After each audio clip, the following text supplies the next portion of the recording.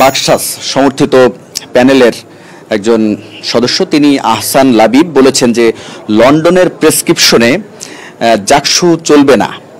বিএনপির এমন অভিযোগ করেছেন। তো বিএনপির কোনো নেতার সঙ্গে কি আপনাদের এই নির্বাচন প্রশ্নে কোনো আলাপ হয়েছে কিনা সে বিষয়টি একটু জানতে চাই। আমি এই বিষয়টি একেবারেই অবগত নই। বিশ্ববিদ্যালয়ে উপাচার্য প্রশাসন হিসাবে আমি এখানে দায়িত্ব পালন করছি।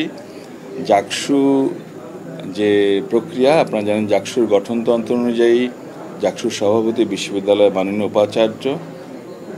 এখানে আমরা প্রশাসন কিংবা শিক্ষা এবং কোষাধ্যক্ষ আমরা আরও 3 জন যারা মহামান্য রাষ্ট্রপতি কর্তৃক নিয়োগপ্রাপ্ত বিশ্ববিদ্যালয়ে, আমাদের আসলে কোথাও এ ধরনের কোনো সংযোগ নেই। তবে নির্বাচন কমিশন যখন আমন্ত্রণ জানান আমরা আমন্ত্রণ ক্রমে উপস্থিত হই।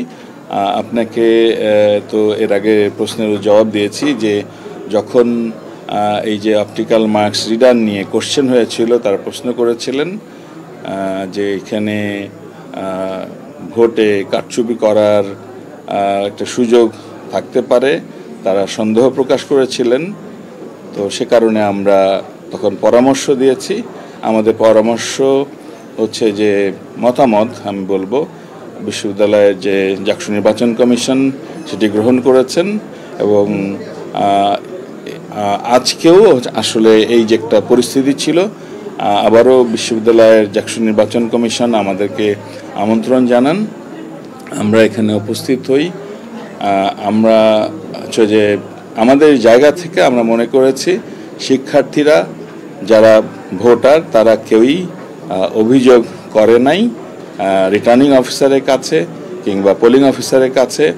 আমরা গোটা বিশ্ববাসী দেখেছে জাহাঙ্গীরনগর বিশ্ববিদ্যালয়ে, এবং আমার ব্যক্তিগত জায়গা থেকে যদি বলি নিকট অতীত কিংবা দূর অতীত, আমি ঢাকা বিশ্ববিদ্যালয়ের ছাত্র ছিলাম 1990 এবং 1989 আমার দুটা ডাকসু নির্বাচনে ভোট দেওয়ার এবং একটিতে প্রার্থী হওয়ার হল সংসদে ফজলুল হক হলে ছাত্র ছিলাম আমি, সুযোগ হয়েছিল। তখন ভোট আমরা অত্যন্ত সুন্দরভাবে দিয়েছি, কোনো ধরনের বিরূপ পরিস্থিতি হয়নি। পরে ফলাফলের পরে অবশ্য আমাদেরকে অনেক পরিস্থিতি মোকাবেলা করতে হয়েছে, বাট সেটি তখন কিন্তু সহাবস্থানের একটা সুন্দর সংস্কৃতি ছিল, যেটি হচ্ছে যে বাংলাদেশে অত্যন্ত দুর্ভাগ্যের 90-এর পরে যেটা আমরা চাই নাই, সহাবস্থানের রাজনৈতিক যে সংস্কৃতি সেটি কিন্তু নষ্ট হয়ে গেছে। আর আপনার যে প্রশ্ন যেটি, এই বিষয়ে আমি একেবারেই অবগত নই।